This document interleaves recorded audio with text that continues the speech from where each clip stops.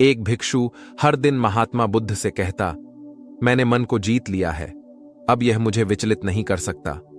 तो एक दिन गौतम बुद्ध ने कहा, ठीक है, तुम दक्षिण दिशा में भिक्षा मांगने जाओ, यही तुम्हारी आखिरी चुनौती है। फिर अगले दिन ही भिक्षु ने व्याकुल होकर कहा, मुझसे बड़ी गलती हुई, लेकिन अब मैं दोबारा उस दिशा में भिक्षा मांगने नहीं जाऊंगा। यह कहानी शुरू होती है जब एक राज्य का राजकुमार अपना राज्य महल सब कुछ त्याग कर बौद्ध संघ में शामिल हुआ। शुरुआती दिनों में नए भिक्षु ध्यान करना सीखते, इसके साथ साथ गौतम बुद्ध उन्हें भिक्षा मांगने भेजते ताकि भिक्षुओं का अहम कमजोर हो और उनका व्यवहार विनम्र हो जाए। संघ में आने के कुछ समय पश्चात राजकुमार भी भिक्षाटन पर जाने लगा। शुरू शुरू में सब ठीक था, लेकिन कुछ ही दिनों में घटना घटी जिस कारण राजकुमार विचलित हो गया और उसने भिक्षाटन पर जाने से मना कर दिया। भिक्षाटन का नियम था कि भिक्षु केवल 2 घरों में भिक्षा मांगते और नहीं मिलती तो आश्रम वापस आकर जल ग्रहण करते थे। एक बार राजकुमार भिक्षु नगर में भिक्षा मांगने निकला और दुर्भाग्य से भिक्षा नहीं मिली। शुरू में राजकुमार भिक्षु को निराशा हुई, लेकिन कुछ ही पलों में उसका मन शांत हो गया, जैसे कुछ हुआ ही ना हो। बिना प्रयास के आज भिक्षु बड़ा प्रसन्न था। उसने लौटकर गौतम बुद्ध से कहा, आज मुझे भिक्षा प्राप्त नहीं हुई, लेकिन मेरा मन शांत है, न किसी विचार ने मुझे परेशान किया। गौतम बुद्ध भिक्षु की सारी भावनाएं समझ रहे थे। तथागत ने कहा, अच्छी बात है, अब तुम कल महल की तरफ भिक्षा मांगने जाना। भिक्षु ने आज्ञा का पालन किया और अगले दिन भिक्षा मांगने निकल गया। कुछ देर बाद जब भिक्षु महल के आगे से गुजरा तो उसे अपना महल याद आ गया कि कैसे वह ऐशो आराम का जीवन जीता था। भिक्षु ने सोचा, महल में खाने को स्वादिष्ट पकवान मिलते और सेवा करने को कई नौकर होते और सभी प्रकार के सुख मिलते। ऐसा सोचते सोचते भिक्षु के मन में इच्छा हुई कि आज बढ़िया भोजन मिल जाए। तभी भिक्षु सचेत हो गया कि यह सब अतीत की स्मृतियां हैं और मैं केवल इन्हें देख रहा हूं। पुरानी यादों के ताजा होने से मन में कुछ इच्छाएं प्रकट हो रही हैं, यह भी मैं केवल देख रहा हूं।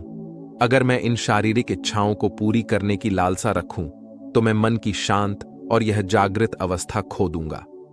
भिक्षु ने महसूस किया कि जब जब हम स्वयं को 2 कदम आगे ले जाते हैं, चेतना का स्तर ऊपर उठाते हैं, तब तब मन इस प्रकार के खेल खेलता है। जब हम मन को शांत करने लगते हैं, तब मन हमें बेचैन करने की पूरी कोशिश करता है। भिक्षु यह सोचकर बहुत खुश हुआ, क्योंकि आज उसने आत्मचिंतन से मन के बारे में गहरी समझ और सूक्ष्म दृष्टि प्राप्त कर ली। भिक्षु ने आश्रम आकर गौतम बुद्ध को सारी बात बताई और कहा, तथागत, आज मुझे आपकी कृपा से सूक्ष्म दृष्टि प्राप्त हुई। मन हमें बार बार इच्छाओं में उलझाना चाहता है। महल को देखकर मुझे भी पुराने सुखों का स्मरण हो आया, लेकिन आज भी विचार मुझे छू नहीं पाए। गौतम बुद्ध ने कहा, अच्छी बात है, कल नगर की दक्षिण दिशा में जाना, वहां एक हवेली है, वहां मन और विचारों पर उपदेश देकर आना। भिक्षु बहुत खुश हुआ। आज वो जल्दी जल्दी चल रहा था, क्योंकि वो उपदेश देने जा रहा था। पर दोस्तों, इस बार की यात्रा भिक्षु पर भारी पड़ने वाली थी। कुछ ही देर में भिक्षु हवेली पहुंचा और भिक्षा के लिए आवाज लगाई।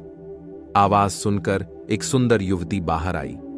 भिक्षु ने सोचा कि इस युवती की सुंदरता को देखकर मेरे मन में कोई विचार नहीं आना चाहिए, क्योंकि मेरा यहां आने का प्रयोजन तो इसको उपदेश देना है। युवती ने भिक्षु को प्रणाम किया और कहा, आइए, पहले भोजन ग्रहण कीजिए।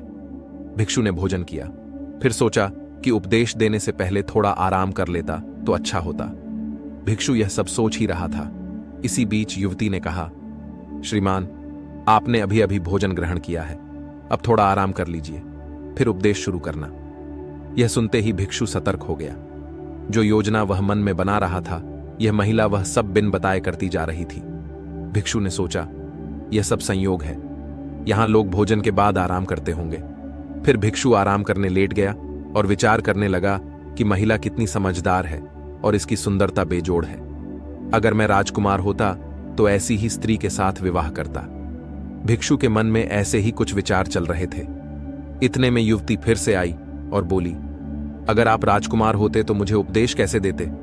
भिक्षु जी, आप तो मुझे उपदेश देने आए थे ना। युवती का इतना कहते ही भिक्षु को स्पष्ट हो गया कि युवती तो मन पढ़ सकती है। भिक्षु घबरा गया और हाथ जोड़कर पूछा, क्या आप मेरा मन पढ़ सकती हैं? युवती ने कहा, क्षमा कीजिए, ध्यान करते करते मेरा मन शांत हो गया है, इसलिए बड़ी आसानी से मुझे दूसरों के विचार अपने आप महसूस हो जाते हैं, उनकी भावनाएं समझ आ जाती हैं। जब भिक्षु ने सुना तो उसके पैरों तले जमीन सरक गई। फिर बिना कुछ बोले भिक्षु तत्काल आश्रम की ओर चल पड़ा। रास्ते में चलते हुए भिक्षु का दिमाग फटा जा रहा था, उसकी बेचैनी बढ़ गई थी। भिक्षु खुद को कोसने लगा कि मेरे मन में युवती के लिए ऐसे विचार क्यों आ रहे थे। उसने मेरे बारे में क्या सोचा होगा? अगर यह बात लोगों को पता चलेगी तो लोग भिक्षुओं और संघ के बारे में क्या सोचेंगे? आज भिक्षु बहुत लज्जित महसूस कर रहा था और वह थोड़ी ही देर में आश्रम पहुंच गया। जब भिक्षु गौतम बुद्ध के सामने पहुंचा तो तथागत ने देखा कि उसके चेहरे की रौनक जा चुकी है। दोनों कंधे झुके हुए थे। भिक्षु ने बुद्ध से कहा, अब मैं कभी भिक्षा के लिए नहीं जाऊंगा। तथागत ने कहा, पहले आराम से बैठो, फिर मुझे बताओ कि तुम्हारी चाल में इतनी थकान क्यों है? आज तुम्हारे चेहरे पर तेज की जगह ग्लानि की भावना क्यों है? भिक्षु ने सारी बात बताई और कहा, मैं सब कुछ जानते हुए भी महिला की सुंदरता के बारे में और अन्य चीजों के बारे में सोच रहा था। मैं मन से पूरी तरह हार गया। अब मैं कभी उस दिशा में नहीं जा पाऊंगा। मैंने बौद्ध संघ का भारी अपमान किया है। गौतम बुद्ध ने कहा, सबसे पहली बात, परेशानी को बढ़ा चढ़ाकर मत सोचो। अगर कुछ बुरा हो जाए तो एकदम से यह मत सोचो कि सब खत्म हो गया। बिना सोचे निष्कर्ष पर मत जाओ। दूसरी बात, ध्यान दो कि कहीं तुम नकारात्मक विचारों के साथ अतिशयोक्ति करने वाले शब्दों का प्रयोग तो नहीं कर रहे, जैसे मैं हमेशा हारता हूं। जीवन में कुछ नहीं बचा। मैं मन से पूरी तरह हार गया। मेरे साथ कोई नहीं है, क्योंकि ऐसा करने से मन अति भावुक और विचलित हो जाता है और नकारात्मक विचारों के चक्र में फंसा रहता है। तथागत के शब्दों से राजकुमार भिक्षु के मन को सांत्वना मिली। भिक्षु ने पूछा, अगर मैंने अपने मन को जीत लिया था तो फिर मन ने मुझे परेशान क्यों किया? गौतम बुद्ध ने कहा, सबसे पहले यह समझो कि विचार पैदा कैसे होते हैं।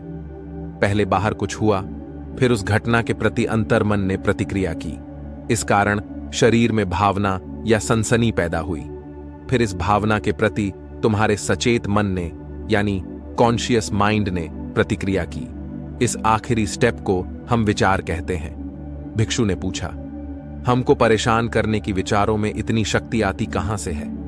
गौतम बुद्ध कहते हैं कि हम खुद विचारों को यह शक्ति प्रदान करते हैं। जब आप समस्या के प्रति अपना अनुमान लगाने लगते हैं और विचारों को सही या गलत में बांध कर देखते हो तो आपका शरीर भी उसी प्रकार प्रतिक्रिया करने लगता है। एक विचार के साथ अन्य विचार भी सोचने लगते हो। जब तक आप खुद को जज करोगे तब तक मन आपको नीचा दिखाकर हावी होता रहेगा। भिक्षु ने पूछा, फिर मन शांत कैसे होगा? गौतम बुद्ध ने कहा, अगर विचार है तो शरीर में भावना भी महसूस हो रही है, क्योंकि हर विचार भावना के साथ प्रकट होती है। अगर आप अश्लील विचार महसूस कर रहे हो तो इसका मतलब है कि शरीर में एक भावना भी महसूस कर रहे हो और फिर आपका शरीर उसी प्रकार प्रतिक्रिया भी करता है। इसी बात में मन को शांत करने का तरीका भी छिपा है। हर विचार को देखना कठिन है क्योंकि विचारों का वेग तेज है, लेकिन शरीर में महसूस हो रही भावना को देखना आसान है क्योंकि यह देर तक बनी रहती है। अगर इन्हें बिना जजमेंट के सही गलत का मतलब लगाए सिर्फ देखा जाए तो यह गायब भी हो जाती है। तब मन के पीछे जो शांति है वो प्रकट होती है और उस शांति में एहसास होता है कि मन हमारा कुछ नहीं बिगाड़ सकता। हमारा अंतर्मन कैसे ठीक होता है? नॉन जजमेंट से अगर हम किसी भी इंसान या घटना या फिर अपने मन को बिना जजमेंट के देखते हैं तो मन के साथ साथ अंतर्मन अपने आप स्वस्थ और शांत होने लगता है।